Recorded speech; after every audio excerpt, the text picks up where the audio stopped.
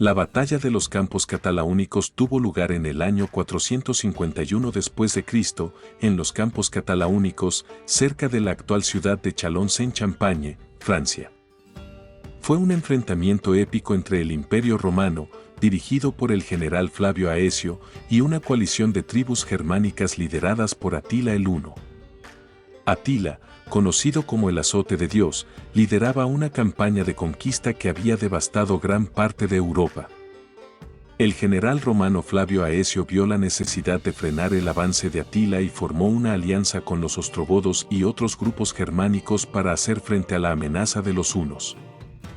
En esta batalla se enfrentaron dos bandos en los que estaban integrados un gran número de pueblos de origen germánico. Por parte de los hunos, Atila contaba con una gran cantidad de los jinetes de las estepas que habían conformado su pueblo, así como una gran cantidad de infantería de los reinos que le habían rendido vasallaje, como los ostrogodos, gépidos, érulos, turingios, entre otros. El ejército romano estaba bajo el mando del Magister Militum Flavio Aecio, conocido por los historiadores como el último de los romanos, por sus denodados esfuerzos por defender un imperio occidental que se derrumbaba irremediablemente. Aecio buscó la ayuda de otros pueblos bárbaros, pues era consciente de que el ejército romano no podría frenar por sí solo al ejército de Atila. El ejército romano estaba muy debilitado, los salarios no eran tan atractivos como lo habían sido en siglos anteriores. Las tácticas e incluso el armamento se habían quedado anticuados en relación con los avances que habían obtenido los enemigos de Roma y, en un imperio ya corrompido y empobrecido. El orgullo por pertenecer al ejército había desaparecido. El imperio de Occidente era incapaz de controlar sus fronteras, que se habían vuelto permeables a todo tipo de invasiones, y los emperadores se veían obligados a reclutar bárbaros que penetraban en el imperio, actuando como foederati para tratar de impedir que otros bárbaros también entrasen. Aecio consiguió que se unieran a él visigodos, burgundios, francos y alanos. El ejército del bando romano fue el primero en desplegarse en el campo de batalla. Aecio dispuso a sus romanos en el ala izquierda, sobre una pequeña colina que dominaba el terreno. Situó a los visigodos con su rey Teodorico en el ala derecha. Entre ambos contingentes se colocaron los alanos para dificultar una posible retirada de estos. Atila llegó a la llanura cuando el ejército confederado romano ya había tomado posiciones. Pocos datos han trascendido sobre lo que ocurrió a continuación. Se sabe que Atila y los hunos se situaron en el centro de su ejército, que los ostrogodos hicieron lo propio a su izquierda, frente a los visigodos de Teodorico, y que el resto de pueblos bárbaros se desplegaron a la derecha. Probablemente la intención del rey huno era atacar a los alanos con tal energía que abandonasen el combate. Con la huida de los alanos, el ejército de Aecio quedaría partido en dos, lo que facilitaría rodearlo y destruirlo. Atila había dado orden que no se cargara hasta que no iniciase las hostilidades con sus arqueros hunos. Durante unos momentos tras finalizar el despliegue de los ejércitos, ambos bandos debieron quedarse en silencio, observándose mutuamente, hasta que Atila ordenó a los arqueros que lanzaran sus flechas contra el ejército romano. En ese momento, hunos, ostrogodos, gépidos y érulos cargaron contra el ejército confederado. Atila, al frente de sus jinetes, se lanzó contra los alanos, mientras la infantería del conglomerado bárbaro chocaba con los soldados romanos de Aecio, que dominaban la colina. Por último, los ostrogodos entablaron combate con los visigodos. La batalla se prolongó durante horas. Los ostrogodos lucharon ferozmente contra los visigodos, aunque las tropas de Teodorico consiguieron rechazarlos una y otra vez, mientras que los hunos causaban muchas bajas a los alanos. A pesar del temor de Aecio de una deserción masiva alana, tal hecho no se produjo.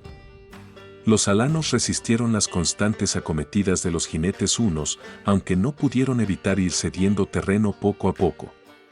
Sobre la colina, los soldados romanos resistían sin demasiada dificultad frente a los descoordinados bárbaros que se lanzaban contra ellos. Sin embargo, la mayor presión la estaba ejerciendo Atila en el centro del ejército confederado romano, sobre los alanos, cuyas filas comenzaron a romperse.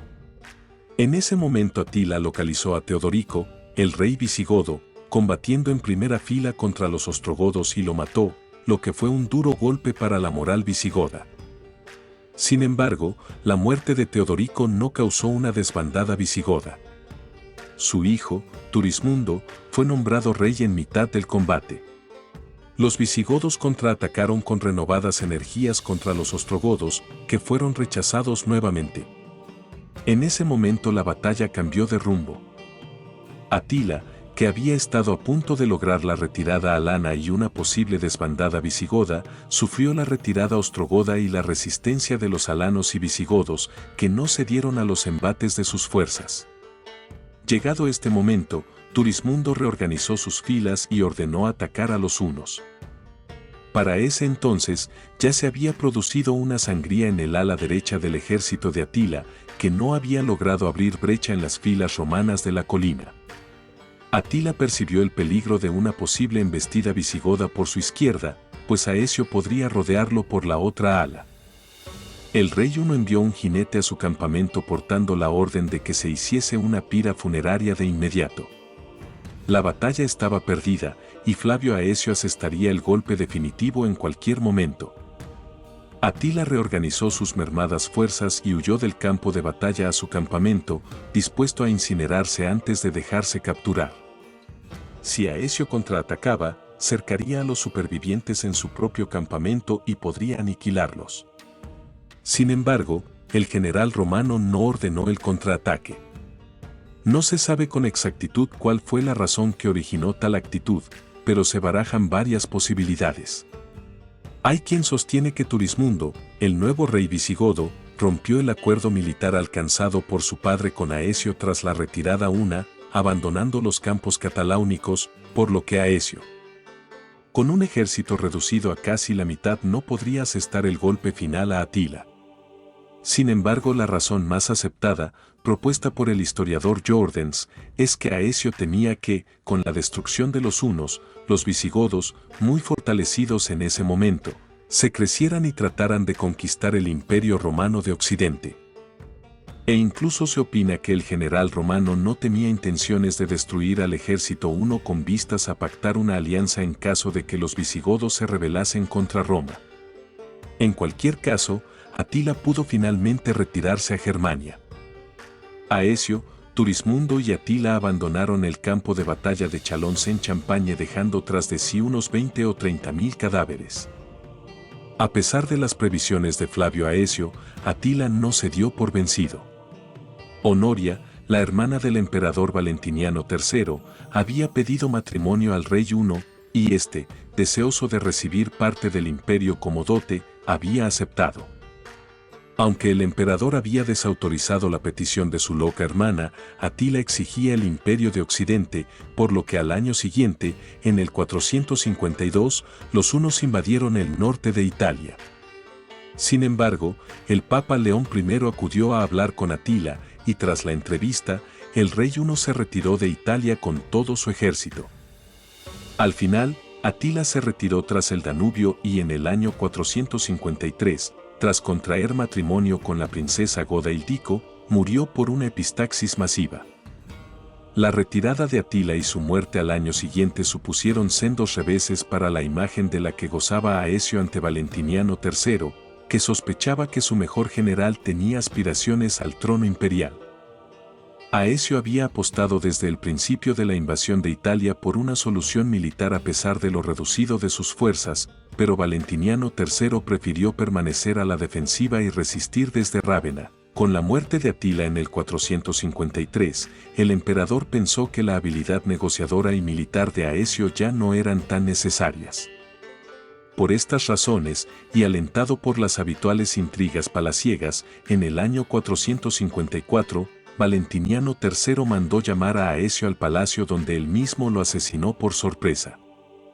Al año siguiente, dos antiguos oficiales de Aecio asesinaron al emperador durante un desfile militar, probablemente a instancias del influyente y rico senador romano Petronio Máximo, que aspiraba al trono.